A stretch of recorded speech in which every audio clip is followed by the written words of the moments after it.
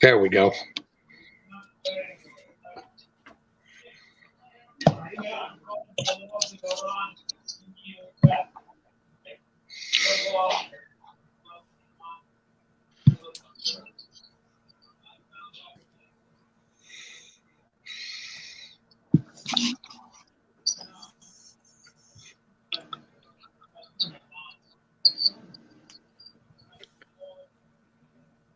No, I don't know why. I was waiting for the. There we go.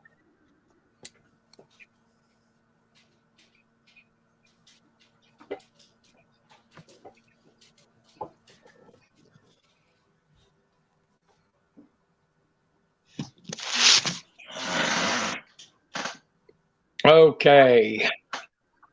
That's the second week in a row I've had problems with the intro. So, no introduction tonight. You are listening live. Another Wednesday. It is another edition of the Press Box. Brian Carson here with my co-host and partner in crime, Kenny Varner. How's it going, Kenny V? Hey, it's going great. Having the spring weather, how can it be bad? You know what I'm saying?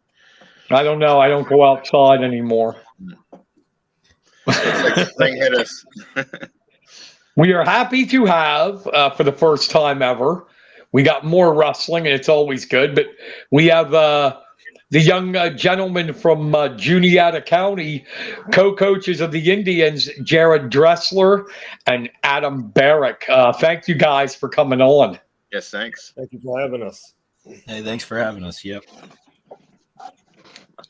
Okay, let's start right off. Congratulations. Still got a long ways to go now, individual time.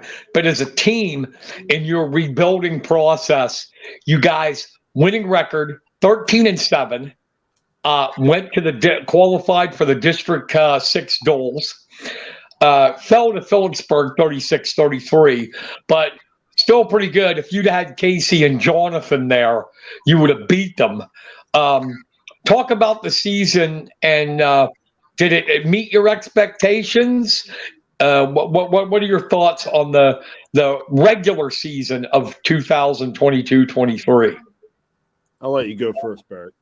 Okay. Yeah, I think it's kind of been a roller coaster for us. Whenever you have two of your senior leaders go down, one goes down. Johnny went down the first weekend, and then Case went down late in the season. That makes it a little difficult, and then which sticks you with a really young team, which you don't know how a young team's going to respond. And I thought they responded great to finish with a winning record, still qualify for team districts, and still be very competitive in the first round of team districts without two of their starters and two of their leaders. So far it's been, like I said, a roller coaster, but a good season so far. And it'll be fun to see what these guys can do at individual districts. Completely Jared? agree with what Barrick said. And I mean, one of the good things, well, nothing really good so far, especially with losing our two big starters with Casey and Johnny, but we were fortunate enough at 215 to have Lane Piper. I mean, he ended up starting the season on the injury list and then became eligible again or off the injury list. So he's been coming back in, and I think he's going to make a good run this next week. So, I mean, definitely with the young team and not knowing what to expect, the ups and downs, it's definitely been it's been a ride. For having such a young team and going into your match against Phillipsburg, your kids look very confident and very poised and gave them one heck of a battle. Did that surprise you at all? How close? Seeing how the first one was kind of the first time you guys met, wasn't as close. Well, I think going into that match, the guys performed. For some reason, with the younger team, it seems once they got a feel for who they were going out against, they wrestled a lot better. Because I mean, going all the way back into the holiday tournament at Newport, I mean, some of our guys re-wrestled against Newport for the TBL match and came back and turned the tail on those matches and turned a loss into into a win or turned a decision into a pin or something like that. And then they did the same thing with Phillipsburg. When we first wrestled Phillipsburg at our duels, a couple different factors could have played in with that they didn't go in full-heartedly with it being the last match and a long day. But I think they definitely went in there with the desire to further the team aspect. And they definitely, whenever this team comes together as a unit, they go out and fire on all cylinders. And we've seen that repeatedly on some of the big matches like Upper Dolphin, Lion Mountain, Newport. So whenever they actually bond and they get behind one another, they really rally. I didn't know if you wanted to talk about that or not, but if you want to mention a little bit, unfortunately, Jonathan and Casey will not be available for districts, and so that ends their careers. But talk a little bit about both of them and what they've meant to your rebuilding of this program. Yeah, I'll take Casey, and then I'll let Jared take Johnny, since Johnny's his workout partner, one of his workout partners. Casey has had a brilliant year for us at Juniata. Technically, if you count the COVID year, he's a 2-time state qualifier, would have had a chance at being a 3-timer this year. Placed at regionals twice. Missed 9 matches this year and still ended up, his career record's going to be 98-22. He's going to end his career 7th all time in Juniata County in win percentage. So just an absolute hammer of a wrestler. One of wrestles with a lot of heart, passion for the sport. I love him on top. I told you that before. Yeah, I think Kid was a tough rider. Yeah, he's good with his legs. But I think you saw that. Even his last match, he actually got hurt in the Coatesville match, the first match of our duels at home. And he probably in like the first, minute and a half, Jared? Yeah. And ended up gutting out a win in a match that ended up being it would have been 9-point swing. He broke his ankle in the first minute and beat the kid, district place finisher, on 1 foot. So that's just some of the toughness and grit that he wrestled with. And Dressler, did you hurt Kaufman? Were you too rough? No, I did not this time. Kaufman ended up getting injured in one of our first rounds of duels at Wyalusing. Yeah, it was Wyalusing, right? Right, Barrick? Yeah, Wyalusing. Yeah, that's what I thought. I keep on getting Wyalusing and Donegal switched. But he ended up getting hurt there and had the injury default out of the tournament. And we were hopeful at the very beginning, but then once he started seeing his orthopedic surgeon and that and going to specialists, they sort of convinced him. And I think he had other things on the back of his mind too, with hopes of going to lineman school, and with a knee injury like that, being able to climb a pole further in an injury would have been detrimental. So, I mean, he definitely came in and talked to us several times with his concerns and his wishes, and we pretty much told him that we'll back whatever decision he makes, because I mean it's his lifelong career. So, but I mean, on other regards, I mean, Kaufman was one of my biggest partners, and I mean, still being able to go out there and go live with the guys and let them get a feel for the real match. He was probably, in the last 9 years, was probably one of the tougher of the guys that goes out there, because he goes 110%, and he was always one of the rallying cries to get the guys motivated. He was one of the loudest guys on the mat. He was one of the loudest guys on the side of the mat. So having him go down was definitely a hard hit and a hard pill to swallow.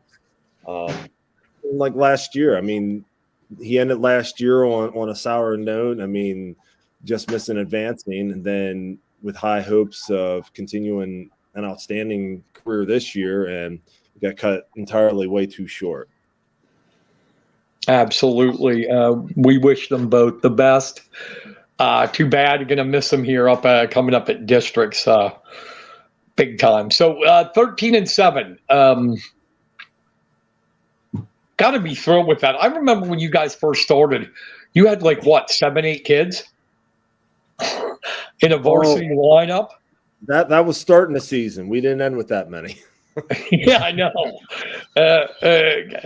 It's got to feel good. You know, you pretty much almost had a complete team, and going 13-7 and winning the TVL.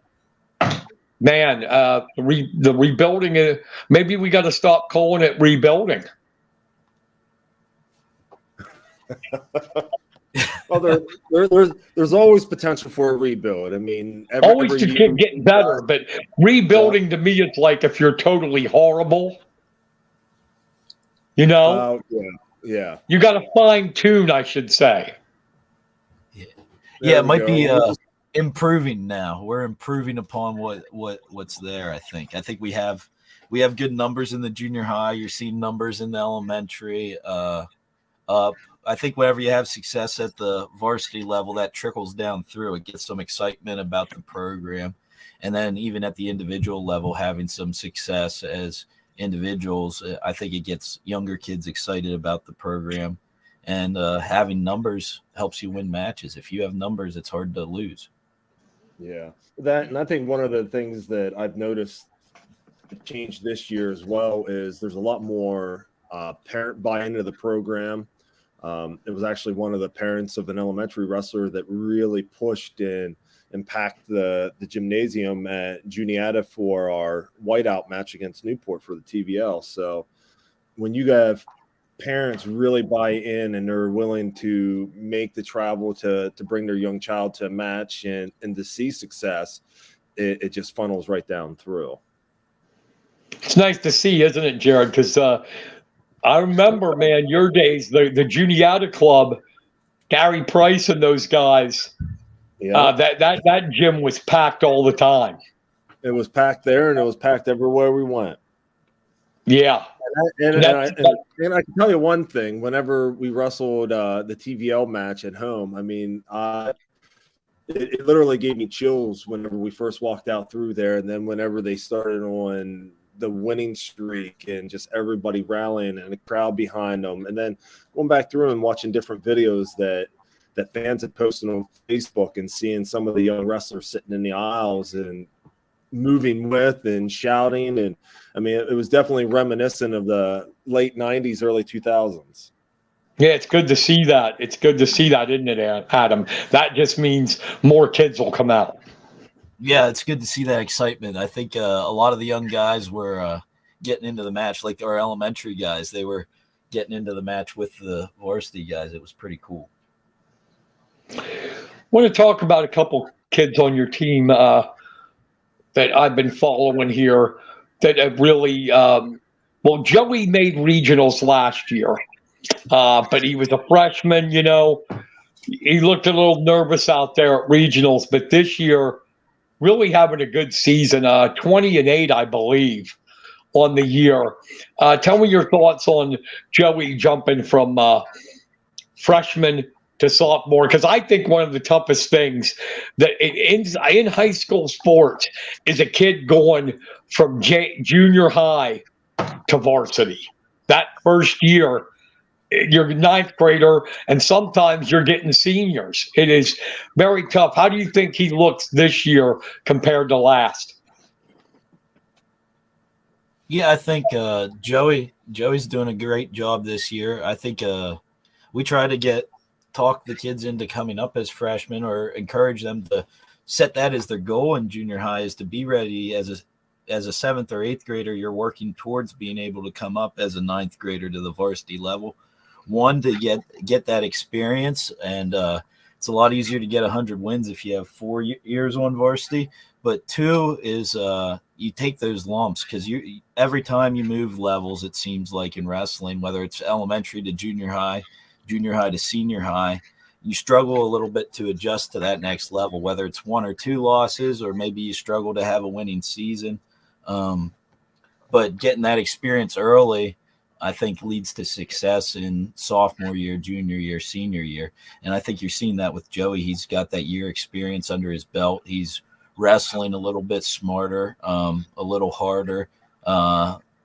the maturity doesn't come into play as much as it does whenever you're a freshman going against a senior as you are as a sophomore or junior going against a senior. So I think he's adjusting well, and you're seeing the results of that. The other thing, he's a full-sized 114-pounder where he was a little small as a 106-pounder last year. Yeah, it's nice to grow. Yeah. Another one that caught my eye as far as really making a jump and improvement is Harrison Mumaw. Jared, you want to talk about him a little bit?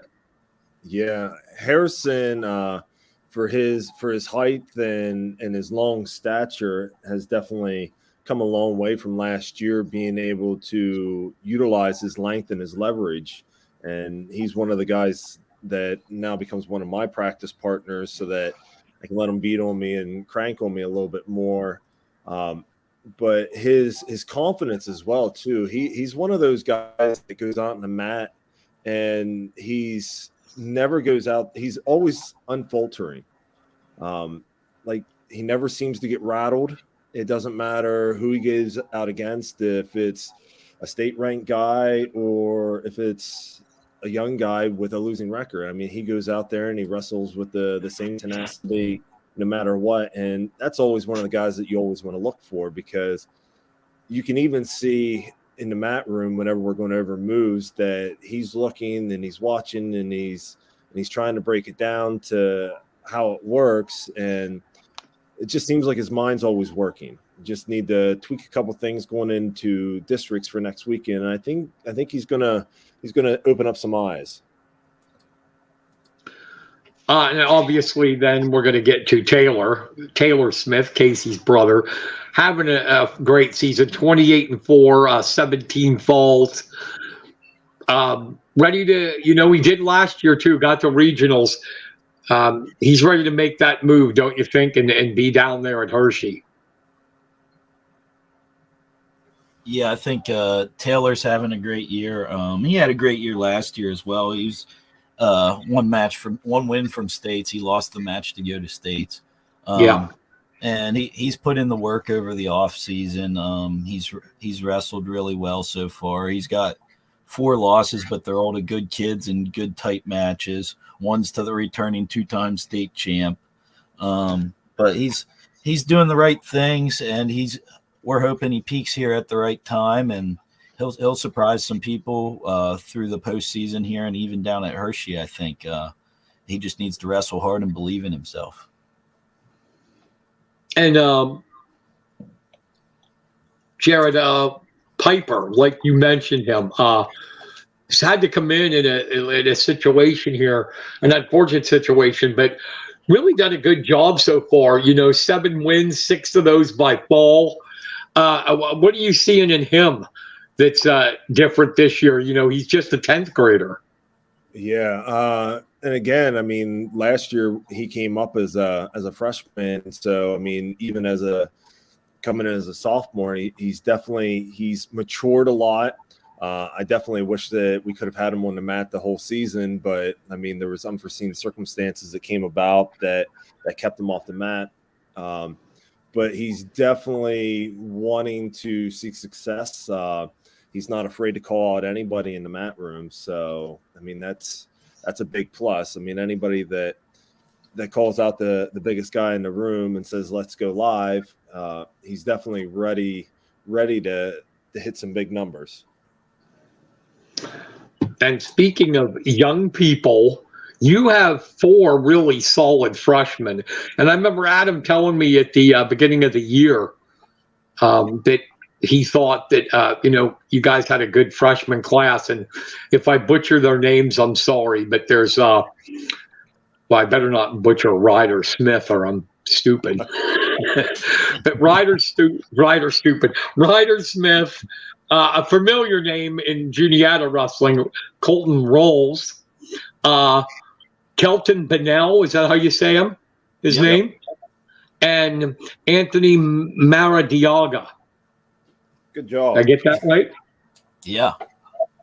How about that? We talked about how tough it is to be a freshman, but all of them, winning records this year.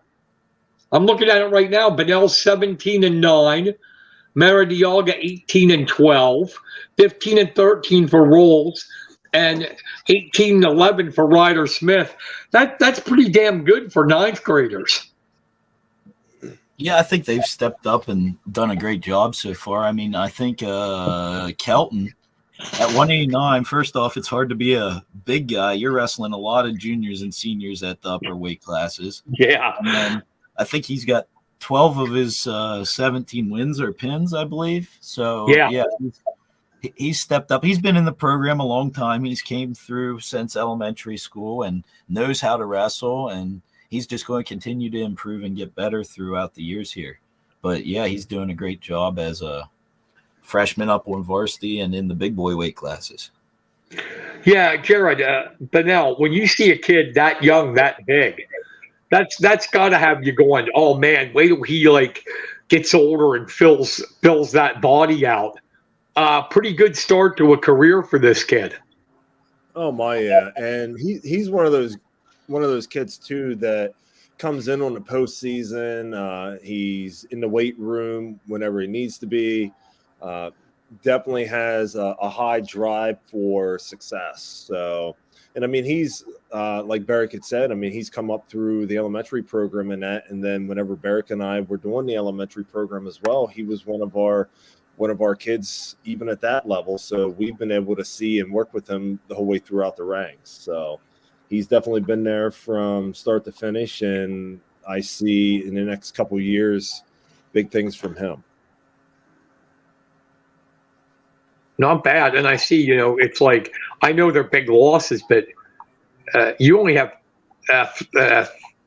4 seniors. Yeah. So you've got a lot coming back, and I'm sure some decent kids coming up. That's got to be encouraging. Yeah.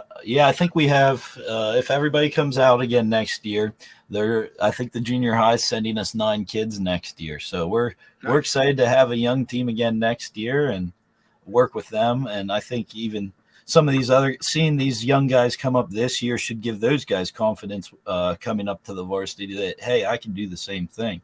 Like Anthony, Colton, and Ryder have had an excellent year so far, and some of those guys that it's their workout partners that'll be coming up next year. Yeah. The guys he worked out with his 8th graders. So is this Ryder related to Taylor and Casey? No, that's a separate family there. Okay. Very common name, huh? So we got districts coming up here next week, next Friday and Saturday. How do you feel about, we talked about this before, but not on here, Adam. How do you feel about being back down in AA? That's one part of the question. And the other part is doing them both on the same weekend. Double and triple A. I'll start with the second part. I think it's crazy to do them both on the same weekend because I agree. I can't imagine how the parking's going to be up there on Saturday when they're both in that gym. It's terrible as is. Yeah, my God, you're right, Jared. Like you said, I mean, it's bad parking when it's just AAA. Yeah. I think they're going to be surprised with 1, the parking, and 2, how full that gym's going to get because it looks like the last schedule I've seen is that they're going to have both finals running at the same time, and that place gets packed for either finals, let alone for both finals. So, and I don't think people are going to like it either. It takes away from that experience of like, here's the finals, and you're going to have your attention trying to go, with 2 different finals going on at the same time. I don't like that at all. Yeah, I agree with that. What do you think, Jared? I completely agree. I mean, whenever you go to some of these tournaments and you have the finals wrestling, and then you have the Conci finals, and then you might have like a 5th, 6th. I mean, your eyes are going all over the place, and you can't really focus on one. So, and it definitely, I think it takes away from the prestige from the guys that are out there on the mat wrestling for the title as well. I mean, in years past, whenever it was always the finals going on, I mean, that's what you were watching. Yeah. And I think the only thing that's good about the postseason this year is you guys don't have to go all the way to Indiana for regionals. Yes, that is very true. So I do not miss that drive. I bet you don't. I bet you don't. No, that was always a dreaded time, especially Yeah, whenever you're the used snow to that. Do you think that helps you guys a little bit? with it Now being that you're, closer. you were AAA for how many years? Five or six? 4, I think. 4 Four. years. Okay. Yeah, So that you've been long. up in Altoona now, where these Yeah. people, the District 5 and 7, are going to have to come up here. Do you think that helps you a little bit? The familiarity? I think so for like our Oh. older guys, our guys that have been at districts and stuff before. I think the fact that it's going to be a place they've wrestled before, we're going to be able to probably get the same hotels that we always get. You kind of get into a routine and you're used to it. And where those other guys are coming to a new place, who knows what hotel they're going to get. So, yeah, if you have something that you're used to and the other person has to change what they're doing, that's always an advantage in your favor, I think. And AA. AA. How do you feel about being down? I'll let you take that one, Jared. Yeah, Jared. I mean, at first, at the beginning of the season, we were definitely wanting to try to stay up. But, I mean, as the season progressed, I think we're going to do well. Yeah. Yeah, I'll just say it is going to be a lot tougher in AA, though. Let's just admit that. Yeah. Yeah, I think you're. Go ahead. I was just going to say, yeah, it's going to be a lot tougher for advancements, but I think wrestling our schedule the way that we did this year, I definitely think that the guys that we're taking are definitely going to wrestle to their fullest potential, and I think we're still going to see a handful of guys advancing on next week. Yeah, I mean, it's District 6 AA is really competitive, really good. AAA, oh my God. I was telling you guys before we got on air, people listening, it's probably going to be two weights in AAA, 114 and 215, that'll have the number one seed with a losing record. And I don't know why that bothers me, but it does. Yeah, that's bad. I mean, you can't help it. That's the way it is. But to have a number one seed with a losing record just freaks me out. I don't know why, but it does. Yeah. You can do things with it, though. You can. I remember this goes way back into the early 90s. Willis Reed, a Bald Eagle area, entered the District 6 tournament 13-17. And he ended up finishing 5th in the state. He got hot at the right time. Wow. That's bold. There was another kid, Andy Rebar from Phillipsburg. Oh my God, man. He looked like, all arms and legs, real lanky, right? Had a milky one eye was all milky white. And he had one move, the spladle. The spladle, that was it. He would put it on from anywhere and ended up going into states and placing it. Mm-hmm. When he didn't do much in the regular season. So my point being that anything can frickin' happen, but it's still going to be tougher in AA. But so what do you tell these, the experienced guys know what's going to happen. What advice do you give to these younger ones, the freshmen and sophomores who haven't experienced this for districts? Well, one of the things, I mean, I've told every single team so far, and this comes all the way back from being coached from Bob Hart, is the great thing about wrestling is it doesn't matter who you are, what your name is, or anything else like that. There's not a single guy out there that does not put one leg in his singlet and then the other leg. They suit up the same way you do, and it pretty much boils down to who wants it more. So, and that's one of the great things that I love about this sport is you can go out there and you can be the underdog and you can still have your upsets. So That these is guys true. wrestle 100% every match, and they go out there with the idea or with their heart set on advancing. I mean, they can do it. Every single one of them can. Adam, you guys tell them, like, hey, this is the time you let it all out. Don't hold anything back. Don't wrestle timid. Be aggressive. Get your points, because that's what it's all about. Yeah, I think we always encourage them to wrestle every match like it's your last match. You have no guarantees that you're wrestling the next time you get the chance to step on the mat. And I think that if any team knows that, it should be this team after seeing Johnny and Casey go down and not get to finish when they thought they would. I think you encourage them to just take every match, one match at a time.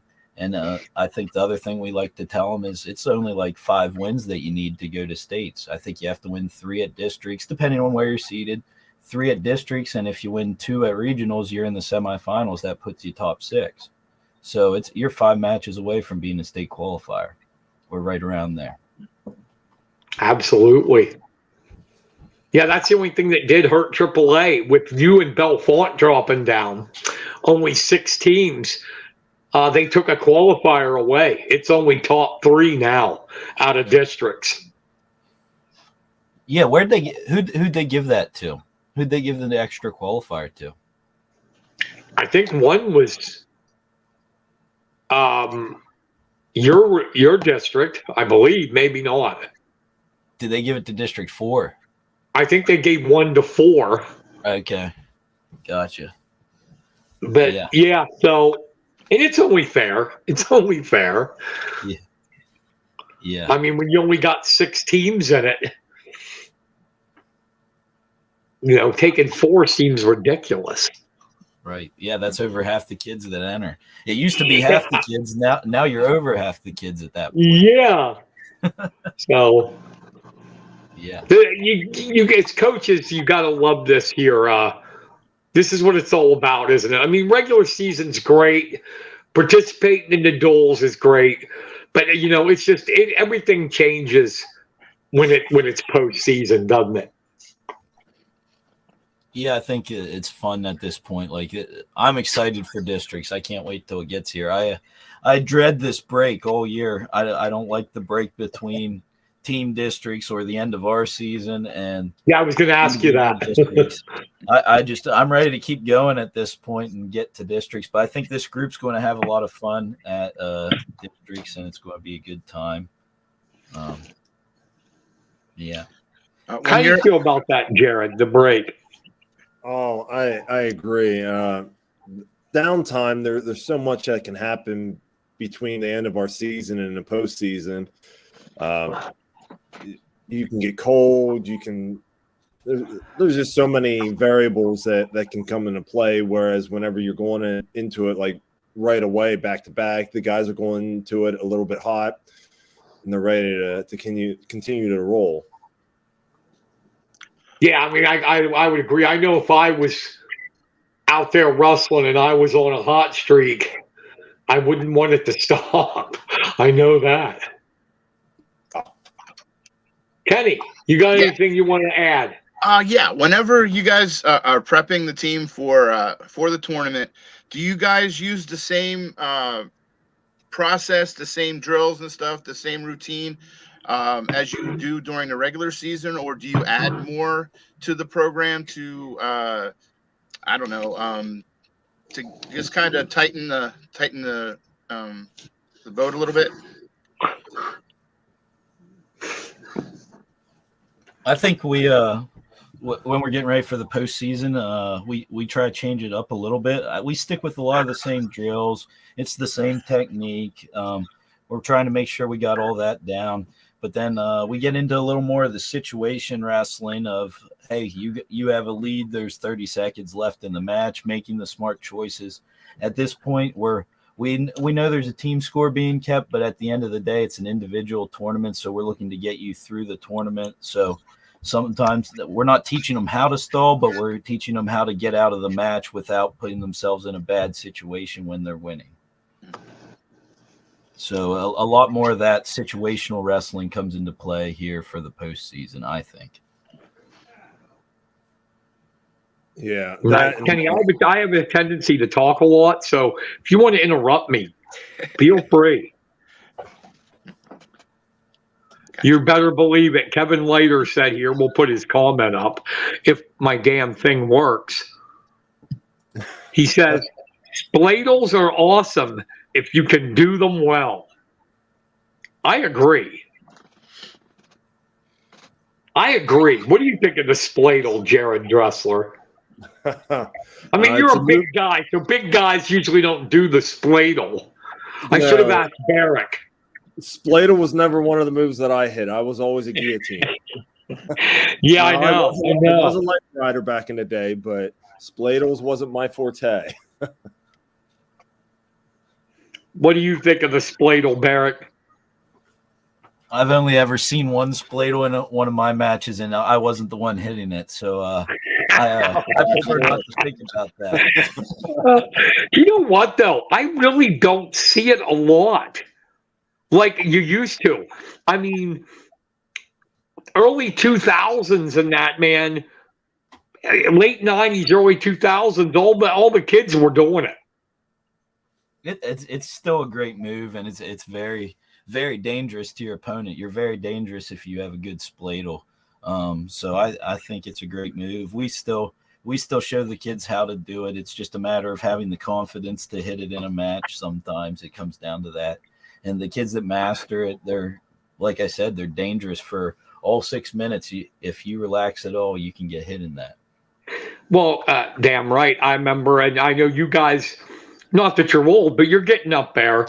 Jeremy Lengel, one of the biggest upsets in state history, pinned Jason Betts with a spladle.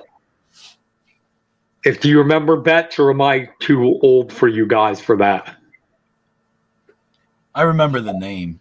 I think I've heard that. Was a 3-time state champion going into states, undefeated, never lost, Warrior Run. And in the semifinals, Jeremy Lengo of Pine Richland, who was 24-8 and a gigantic underdog, never placed at states, caught Betts in a spladle and pinned them. Oh, wow. And he came back and took third. It was Betts' only loss in high school. Mm. So spladles are awesome. That's right. I remember that. Kevin said former Juniata star Greg Jensen did it a couple times. You got to do that's the thing, though. You got to be able to set that thing up or you're done. It won't work. But, well, we'll get away from that. I wanted to talk to you guys, see if you had any opinions on this. I've changed my tune lately, and I wrote a column about it for Kenny on his Hometown Sports. I used to think, hey, don't whine about the private schools, just get better and beat them. But now it's really invaded wrestling, especially in AA, where you've got basically, even though they're ineligible, basically the top 3 teams in the state are Faith Christian, Notre Dame Green Pond, and McCourt. McCourt comes off, the kids do their suspension next year, and they're loaded with studs. Loaded. Everybody that follows wrestling knows who Bo Bassett is. I don't know if you saw that, but Jax Forrest? Yeah. Yep. He won the Edinburgh Open. That's a freshman. 9th grader wins the Edinburgh Open in college. Yep.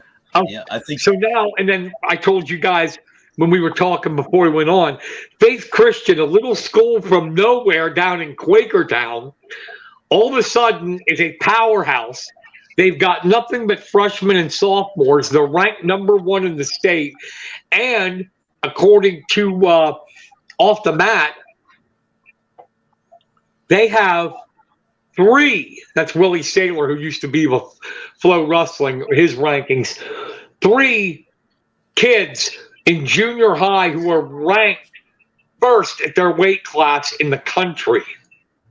And another one is 3rd, coming in to next year. And it's getting ridiculously unfair to try to compete with these kind of schools. And I wanted to get your thoughts, both of you. So whoever wants to start first, give me your opinion.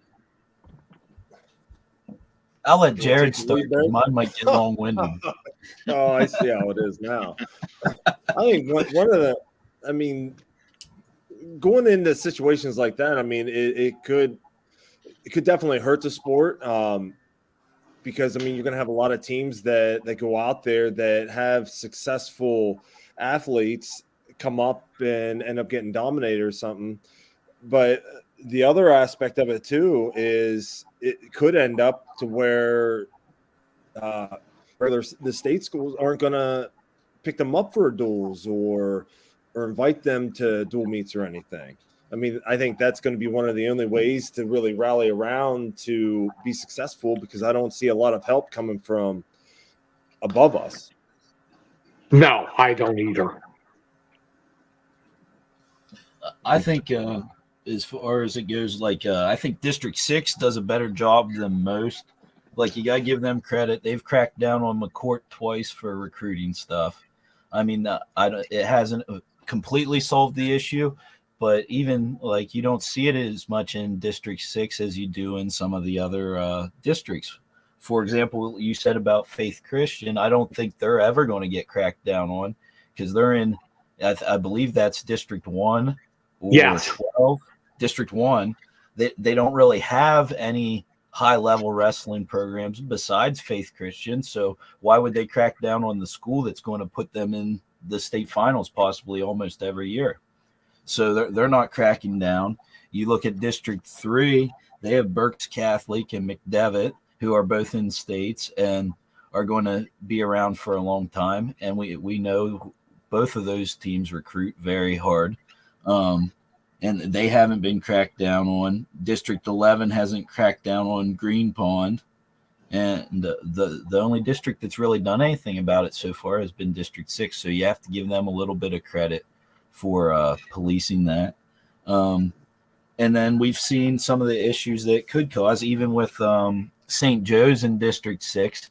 They don't even have a program anymore. So if they don't keep up with their recruiting, the program just ceases to exist. Good points. I just think the PIAA, even though they won't, the PIAA needs to get in. Like, remember, they thought that was just putting Band-Aid on a wound when they made Bethlehem Catholic go up to AAA. From AA. That was their only punishment. You're going to AAA. Well, guess what? They dominate AAA. You know? I think what they need to do, and this is something simple, if fine, let them recruit, whatever, but don't let it be out of state. Yeah, I think that's the big thing. You can't have. They have to stay here in PA, because the Forrest kid is from North Carolina. Okay. They got another kid, I can't remember his name, is from West Virginia. Bethlehem Catholic has a couple kids who are Jersey boys. Don't allow that. Make them be that they have to live in really live in Pennsylvania. And then fine. If that's where their parents want to take them, great. But not this out-of-state stuff. But do you think it hurts wrestling with these guys leaving? Like, I just saw in youth wrestling this Max Dingy's kid from Penns Valley, right? Okay. Now, rankings are subjective, but Saylor has him number 1 at 80 pounds in the United States. and he's a Penns Valley boy. Tell me that wouldn't have got fans out to see Penns Valley in that, right? Yeah. Oh yeah. Kid's only in 8th grade, and he already is going to go to Malvern Prep. Yeah. I mean, when does it end? Yeah, that's the question. I don't know if there is a good solution to it. I think you almost have to have them wrestling in their own level to ever get a solution. Because I think if you do that, they have to make a choice of whether they're going to wrestle in the normal PA state tournament or the private PA state tournament. And it wouldn't be really considered private. You could just call it by numbers. You just make another level that's bigger than one school, bigger than any of the schools, and that's what the private schools would have to wrestle in, because they can recruit from every school district. So their size of their school would be unlimited, basically. So Right. I think kids wouldn't leave because they want a PA state title. They don't want, the reason they're moving into PA is to win a Pennsylvania state title, and they wouldn't be able to do that at a private school anymore. I'd have to sit down and talk to them. I doubt they would, but this Dingy's thing, I don't understand why the parents would go, well, let's take you to Malvern. Yes, you'll get recruited, but if you're good, you're going to get recruited. I don't care where you're wrestling. Yeah, if you wrestle in Pennsylvania and you're good, somebody's going to find you. It's that simple, because so now this kid's going to go to Malvern Prep and never get a chance to win a state title. Yep. And you're right. Pennsylvania is the best for high school wrestling in the country. You win a PIAA state title, and that's big time. To me, that's way bigger than, I don't care if it's a national prep championship or not. Who gives a crap? The Pennsylvania is something special. And I don't know why any parent would want their kids not to try to win one. Yep. And I think even they can say that prep's just as hard, or that the national title there is just as hard. But I think even the road to a Pennsylvania state title is harder. We have to wrestle districts, regional, states. I believe they only have to wrestle 2 rounds, if I'm not mistaken, to get to that's it. So it's harder, I think, and I think you see more tough wrestlers on the way there. So yeah, I think a PA state title is where it's at. You win one of those, you're going somewhere to wrestle if you want to go. All right, so we just solved it for the PIAA. You ready, guys? If any PIAAs listening, Dressler, Barrick, Varner, and Carson solved it. You just have. I mean, if they're not going to have a separate state title for them, I do think that. You only recruit in the state. They got to be Pennsylvania kids, or they can't be on the team. That's one. Number 2, if you're going to do heavy recruiting like McCourt and Faith Christian, you got to go up to AAA. That's it. We know it isn't going to happen, though, don't we? That's right. Hey, you can wish. Yeah. I really do. I just feel bad for those Penns Valley people. Mm-hmm. You know, this is one of their hometown kids, and he's gone. It's like, and then Duval did it, but he ended up going back, but he went to St. Joe's. Yep. But hey. That 80-pounder, he was on their junior high this year, wasn't he? Yeah. We just got to see him wrestle down at our tournament the other weekend. Yeah. He tech falled somebody in the finals. I forget who he wrestled, but he was out of this world. He was really good. Yeah, his grandfather is the only state champion ever in Penns Valley history. Okay. His name was also Max Dinges, and he won it in 1963. Wow. Okay. So it's in the bloodline, but it's not cool. I don't know. So enough of that. Your thoughts on districts? What do you want to see from the kids? Even the ones that don't make it out. What do you want to see from them that'll make you and Jared and you happy? Well, one of my biggest things is to make sure that every single match you don't leave anything out there. One of the worst feelings ever, especially at a postseason, is going out there and thinking, I had a little bit more in the tank, but I didn't give it. Or I should have wrestled the center of the mat a little bit more. If we have all of our guys going out there wrestling the center of their mat and then coming off that mat exhausted, win or lose, I mean, as a coach, from working with these kids from day one, I mean, that would make me proud. But if they leave anything out in the mat and they leave with a what if, then it gives us something to work on. Adam? Yeah, I think I'm just looking at them to go to battle. You know, make it a war, make it hard. Don't give up anything easy. Like Jared said, you leave it all out on the mat. You don't.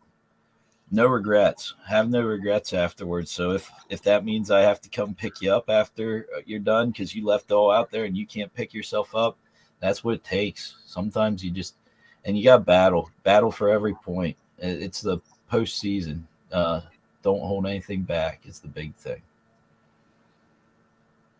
Nice. Kenny, anything? No, I think that's pretty much it for me too. You had a lot of the good questions.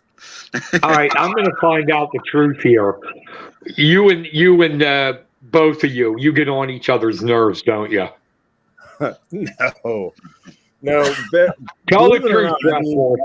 No, coming into it, I mean, there was a little apprehension and everything else like that. But I think the way that Barrick and I go about coaching and our styles, I mean, be it not the same. I mean, Barrick was always a tilter throughout high school and that, and I was always a leg rider. I can hit a tilt with the best of them now. So, I mean, I picked things up from Barrick. Barrick picked things up from me, and even our assistant coaches even get on us sometimes because, I mean, we'll be coaching a match or something like that, and we'll say the same thing at the same time, and they just look and they're like, what? So, I mean, definitely after this many years, I mean, Barrick and I have a coaching style and it definitely bonded as coaches for Juniata. Adam, tell the truth. Yeah, I don't think I could have said it much better. I definitely ride legs better than I ever did now from coaching with Jared for the last 4 years. But yeah, we've came together as even not just Jared and myself, Jeremy Smith, one of our assistant coaches. We added Coach Conti this year. All of us have came together as a group and we've got one goal. We've got a goal to put Juniata back on the map, and we work together to get that done. It's working. Yeah, it is. It is. I mean, one of the things of the regular season is like be good enough to get to the duels. Yeah. I think it's been since like 2015 or so since we've been to the district duels. So It was well overdue, and we were happy to be there. We were really hoping to pull off a win at least there and hoping to give Penns Valley a little fight in the quarters there, but didn't quite get to do that, but there's always room to do it next year. But in the same breath, though, we did see a vast improvement even with that first match too. I mean, put up a lot better fight against Phillipsburg than we did with our first meeting in our duels. So, I mean, the guys that we have on the team right now are definitely showing progressive improvement every single match. Yeah, because after all this time, the tournaments, the dual meets, there really is no freshman anymore, is there? I mean, they've been out there on the mat. They know what's going down. Even in districts, there might be a little more pressure, but, they're really not first-year guys anymore because they've been through the war. Yeah, they definitely have the experience now, and that's another big thing we'll be telling them is the districts isn't going to be as tough as what they saw at West Branch at the tournament up there, Ultimate Warrior. So they've seen tougher wrestling than what they'll see at the district tournament, so they should be ready for it. Yeah, Ultimate Warrior was really good. I watched it on the stream. It was really good. quality stuff, and that's what you guys are looking for, aren't you? For it, when you go out to schedule. Yeah, we like that one. Davey, the athletic director up there, puts together a really nice tournament. I think it gets tougher every year. I don't know what it is. Probably, I'd say it's one of the top tournaments in PA. I don't know how high I'd rank it as far as like top 5 or something. But no doubt. the quality of competition there this year was a step up from last year. He keeps improving it, bringing in better teams. He's got a waiting list. I agree with you. Yeah. And if you think about that, Juniata's been going to West Branch since the inception of the West Branch Ultimate Warrior Tournament. I believe the first year that we went, don't quote me fully, but I want to think there was only 18 teams. This year there was 42. Yeah. So nice. I mean, that's a continual improvement, and to still have a waiting list of teams that want to jump on board with that, I mean, is big props to the West Branch crew for actually putting together that. Yeah, they do a great job up there running it and everything. I believe it's one of the top 5. I mean, if you're looking, I mean, definitely, because the toughest is Powerade. Yeah. Yep. And then probably Escape the Rock. No, I'd agree with that too. Yep. But then I think you got right up there with them as Ultimate Warrior and King of the Mountain. Yeah, those two are probably interchangeable in my book, and I think those are probably the next two after Escape the Rock. Yeah, I would agree with that. But this is going to be fun. I can't wait. Districts next week. I'm going to try to lug myself out of my den and get up there. I got to do it, even if I got to crawl. Regular season's one thing. I can't miss the postseason. No way. That's the way it will be fun. It's just, I'm with you though. I don't like this doing it together. Just don't. I just think it's going to be chaos. The parking's bad enough, as we said, even without both classes there. I don't know where anybody's going to park. I know we'll be getting there early. Definitely. Definitely. Get there early. Well, I think they'll let us and you in there early because media and participant. Right. I don't know if the fans can get there early. I don't know if they'll let them get their parking spots or not. Yeah, I don't know how that's going to work, if they'll have somebody parking people, since it's going to be. I think they will, because the middle is usually reserved for, and there's there's 2 levels in the parking lot. Yeah. Behind the school, the first level is for media and schools. But you stop and think, there is 29 freaking schools in AA. Yep, yeah. And some of them are bringing multiple vans, and there might not even be room for the media in there. Well, I think was that last year that we took a bus and the bus had to park all the way down below their auxiliary football field?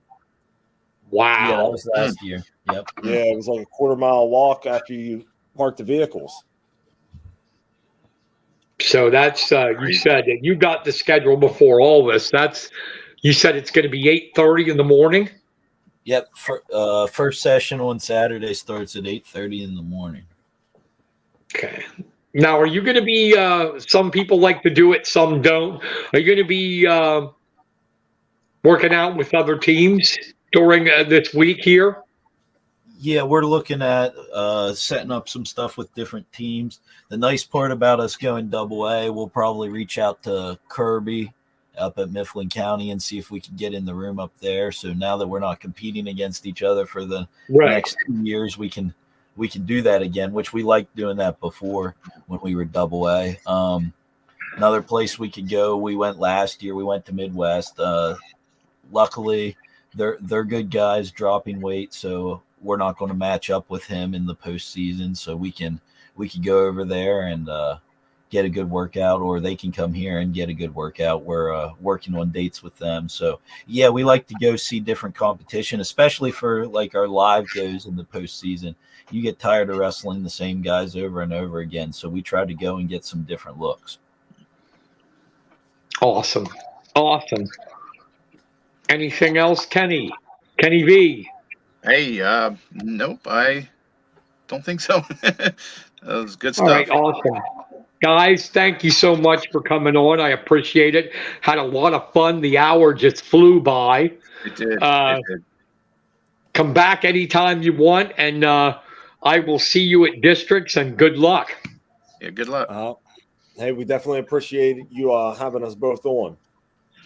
No problem. Anytime we can Enjoyed it. talk, anytime we can talk wrestling's a good night. I'm there, buddy. I agree. Anytime. That's right. Kevin said, thanks, Brian and Kenny, and of course, Coach Dressler and Barrick. Great stuff. Thank you, Kevin. We appreciate that. It was good stuff. Even though Adam and Jared wouldn't admit that they can't stand each other. It's like a rock band. They pretend it's like a rock band. They pretend they're getting along, but they really aren't. Just kidding. Just The good kidding. thing is there's no pretending with our coaching staff. I felt this year with the four of us, we've definitely bonded a lot more as coaches than we have in previous years. So it's on up and up. Nice. Nice. And I was just kidding, people. They get along. That's what you think. You don't see the matches in the wrestling room. That's right, behind your back. That Dressler, he's a son of a bitch. All right, guys. Thank you. Good luck, and I hope you come back.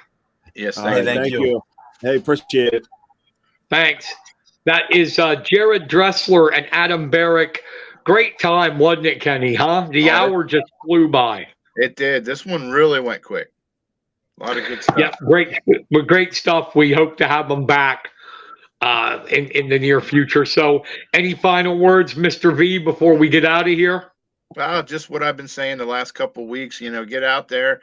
The season's almost over for a lot of these teams, so you get a chance, come out and check it out, and definitely go to Altoona and check out some wrestling. Yeah, definitely. We're going to be up for Big Louie will be up broadcasting districts next week. Me and Jed Donahue and Kenny Shaver, and I think Kenny Varner's coming with us. Yeah, maybe. I'll definitely be there. I'll be doing it for the hometown sports and Lock Haven Express, so I'll be doing double duty that day. That's right, me too. I'll be doing it for the Lewistown Sentinel.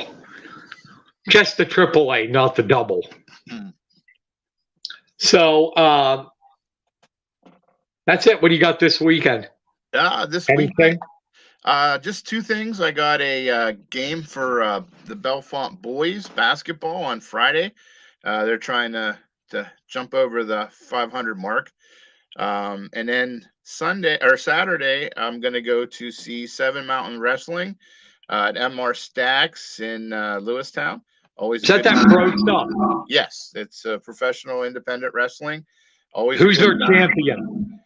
I'm not sure. I haven't been able to get out and see them lately. I usually have somebody write for me, but he wasn't. I'll challenge their champion right now. All right, I'll pass the word. Damn right. So I don't know, a Mongolian death match. I don't even know what that is. I just made it up. Well, that's cool. Staying busy. Oh yeah, yeah. And then I'm going to watch the Super Bowl. Oh yeah, that's right. That's Sunday. Oh my gosh, I almost forgot about that.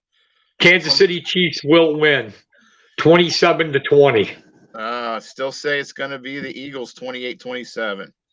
Awesome. It's going to be fun, though. Yeah. The only thing I do, the halftime shows always stink anymore, so I'll turn it during halftime and then go back and watch the game. Yeah. The commercials are the best things to watch, too. Even though the Super Bowl is going to be really good this year, I love watching the commercials. It's the only time of the year that I sit and watch the commercials is during the Super Bowl. So should be interesting. Absolutely. Absolutely. Well, my friend, that's going to about wrap it up. And we want to thank everybody for listening. We want to thank Kevin Leiter for his comments and all that stuff. Pretty good tonight. Thank you, everybody, and have a great weekend and enjoy the Super Bowl and whatever you're doing. Thanks, How about it, everybody. Ken? Yep, definitely. Be safe. Good night, everybody. Night.